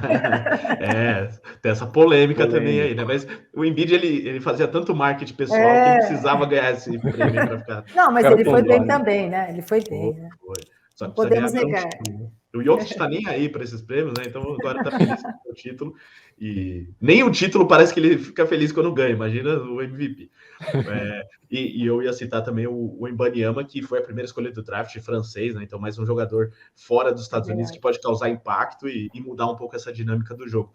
Mas sobre o jogador americano mais importante dos últimos anos, né? O LeBron James, queria também sua opinião sobre ele, que vai jogar a próxima temporada, já confirmou, né? Depois de fazer aquele mistério se ia jogar ou não. Ele vai chegar na próxima temporada em dezembro, completando 39 anos. Então, uma idade absurda pelo que ele ainda entrega, né? Ainda jogando em alto nível. Então, pelo que você viu dessa temporada, que ele conviveu com lesões também, já não é mais o LeBron de alguns anos atrás, mas ainda entrega a média de pontos acima de 28. Então, você acredita que ele ainda consegue jogar em alto nível na próxima temporada? Mas quanto tempo? E o que dizer desse cara que é fora de série, não só como jogador, mas como atleta, né? Para conseguir jogar em alto nível nessa idade? Eu sou muito fã do LeBron, eu acho ele espetáculo como você falou, ele é completo, né? Só por conta da sua pontuação, né? Que a gente sabe que ele vai estar ali para isso, mas como ele encara a sua profissão, o respeito que ele tem pela profissão, se cuida. Eu acho que ele é um grande exemplo para... Eu fico pensando nesses jovens da NBA. Por que não se espelha num cara como esse? Às vezes quer se espelhar no outro. Meu, olha isso. Olha o que ele faz. Eu estou super feliz que ele vai continuar mais uma temporada, porque eu acho que ele ainda vai dar conta do recado.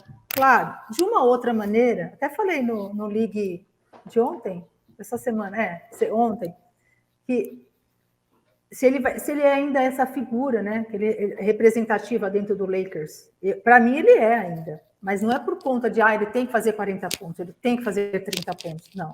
Pelo que ele representa, pelo perfil dele, pela liderança dele, e se ele não vai fazer os 30 que ele fez a temporada passada, né, a média dele lá, 28 e tal, que ele faça 20, mas que ele esteja e ele entregue o melhor, e ele vai fazer isso, porque ele já falou, ele não vai para mais ou menos o LeBron James. Então, assim, o jogador, quanto mais velho ele vai ficando, né, ele vai tendo esse entendimento do que ele pode fazer e do que ele não pode fazer. O que ele consegue, né, alcançar, o que ele não vai alcançar. Então, ele não vai defender o melhor jogador do outro time. Isso é claro, não dá. Por mais que ele queira, ele tem que ter essa sabedoria também.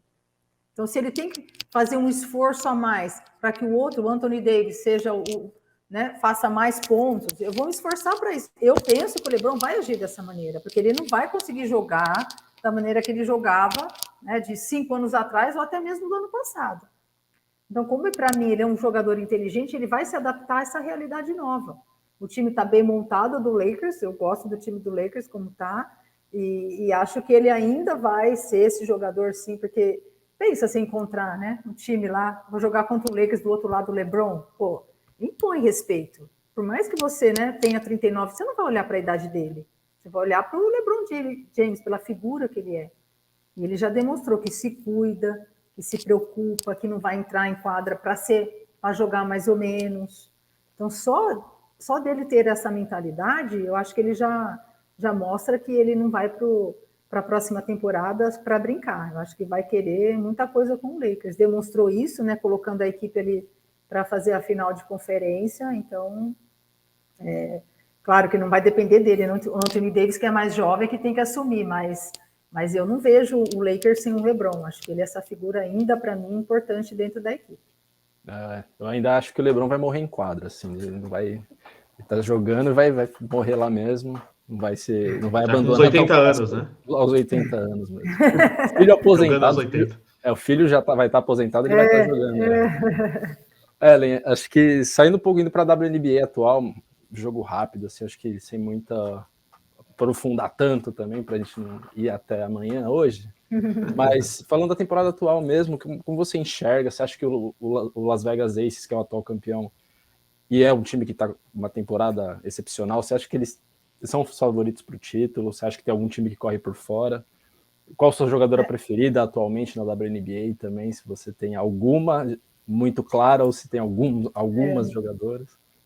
Muito clara, não. Eu gosto como joga o Aces, eu acho que a Beck ela consegue colocar ali dinamismo na equipe, né? Tanto é que é líder ali do campeonato. O Liberty também, na verdade eu vi poucos jogos, eu fiz acho que a estreia, né? Acompanhei como eu estava muito ligada ainda na NBA, e depois veio a AmeriCup. Eu consigo, sim, né? Não ver muitos jogos como eu assisto da NBA, mas eu vejo como equipe, né? Que a Beck consegue montar aí um time bem interessante.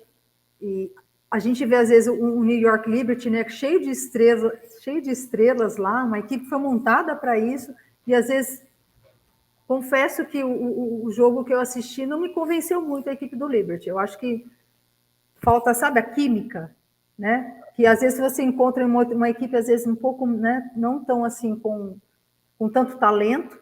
Então, o Liberty, apesar de estar aí na segunda colocação, não vejo com tanta química. Pode, não sei, até o final pode mudar muita coisa. Mas eu acho que falta aquela coisa da equipe, do conjunto, de estar fechado. E nesse aspecto, eu acho que o favorito ainda é o Aces. Pelo comando também da Becky Hammon, que para mim está fazendo a diferença.